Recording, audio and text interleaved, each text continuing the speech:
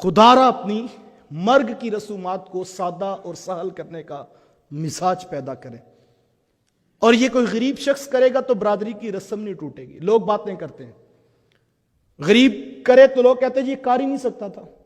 असल ये रस्म टूटती जब कोई अमीर शख्स करेगा, वो रोल मॉडल बनेगा लोगों के लिए, और लोग कहेंगे वो तो इतना अमीर था यार, वो भी तो खिला सकता था ना, अगर उसने नहीं किया तो फिर हम क्यों करें। गरीब करेगा तो लोग तबसरा करेंगे, लोग तमाशा, और गरीब रस्म नहीं तोड़ सकता। लेकिन हमें इसके ऊपर गौर करना है, इसका कोई भी हाल निकाला जा सकता है। मैं अपने गांव में ये बात की तो जब शुरू में की तो मुखालफत भी हुई, बहुत सारे लोगों ने तबसरा भी किया, लेकिन अपने भी खफा मुझसे हैं, बेगाने भी नाखुश, कि मैं ज़हरे हलाल को कभी कह न सका कंद, बात वही कहता हूं समझता हूं जिसे हक, न अबला मस्जिद हूं न तहजीब का फर्जंद। लोगों ने तबसरे किए, लोगों ने कहा इसका अकीदा ठीक नहीं है, शहर से पढ़ के आया, लेकिन कोई बात नहीं। लेकिन जब मैंने बात शुरू की तो अब अल्हम्दुलिल्लाह मेरे गांव में यह उसूल है कि जिस घर में मर्ग होगा उस घर में बरादरी का, गांव का कोई शख्स खाना नहीं खाएगा। अब अगर गांव वाले खाना ना खाएं तो 300-400 लोगों का बोझ तो उनके घर से उठ गया और उनको आसूदगी मिली, और फिर जो है वो आने वाले सिर्फ मुसाफिर के लिए खाना होता है। तो मैं ये कहता हूं इसको भी क्लोज किया जा सकता है। देखें, कोई आए हैं जो, वो कोई पराये तो नहीं है, वो तो अपने हैं। जनाजा पड़ा, दुआ हुई, बख्शिश के लिए हाथ उठे, उसके बाद जाते हुए 2 का बाजू मैं पकड़ता और कहता यार आज तुम मेरे घर में स्टे करो ना, तुम यहां ना बैठो। 2 का आप पकड़ते, 2 का आप हाथ पकड़ते, तो कम से कम उन यतीमों के घर पे बोझ ना पड़ता। जाते हुए कोई दुखों का समा कर जाते ताकि उनके घर में जो है वो मामलाते जिंदगी कम से कम चलते रहते। लेकिन हमने तो इस नहेज पे सोचा ही नहीं। हम तो जो है वो वहां पर डेरा और मंजी लगा के बैठते हैं और 40 दिन तक टीमों का माल खाकर हम जो है वो आसूदा हो रहे होते हैं।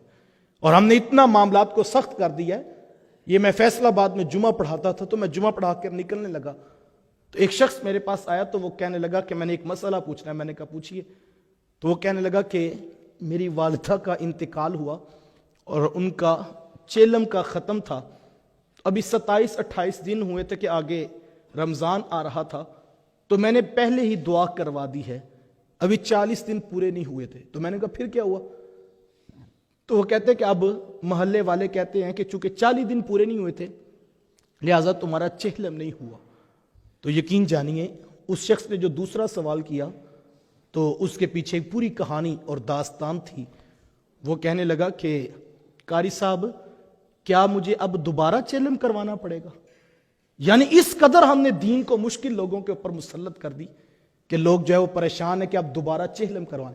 यार ये तो मोहब्बत का सौदा था साहिब, ये तो दिल मानने का सौदा था कि माँ बाप के लिए बख्शिश की दुआ करनी, लेकिन हमने उसको भी वबाले जान बना दिया।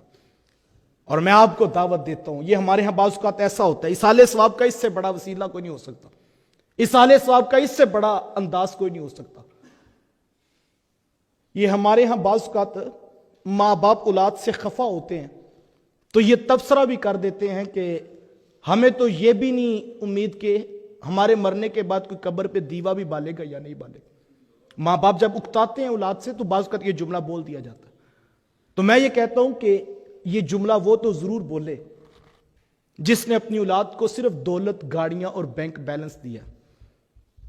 उसको तो होगा शक कि उसकी औलाद आकर दीवा बाले या ना बाले। चूंकि उनके पास नोट होते हैं तो वो बड़ा करेंगे तो क्या करेंगे कि संगे मरमर के साथ इस कब्र को पक्का कर दो। वो कब्र के ऊपर दीवा रोजाना बाल भी लें तो कोई फायदा नहीं। लेकिन वो शख्स मुतमईन रहे जिसने अपनी औलाद को 5 वक्त का नमाजी बनाया। कब्र के ऊपर दीवा भले ना भले, जब मां का पुत्र नमाज पढ़ेगा कब्र के अंदर रोशनी का चिराग जलेगा। इंशाअल्लाह अज़ीज अपनी औलाद को इस नहेज पर लाओ। 5 नमाजें और 48 रकतें।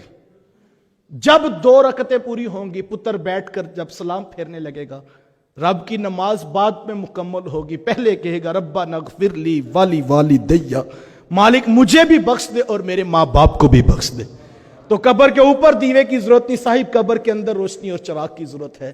तो मैं आपको दावत देता हूं, यह सबसे बड़ा इसाले सवाब का तरीका है कि अपनी औलादों को 5 वक्त का नमाजी बनाओ।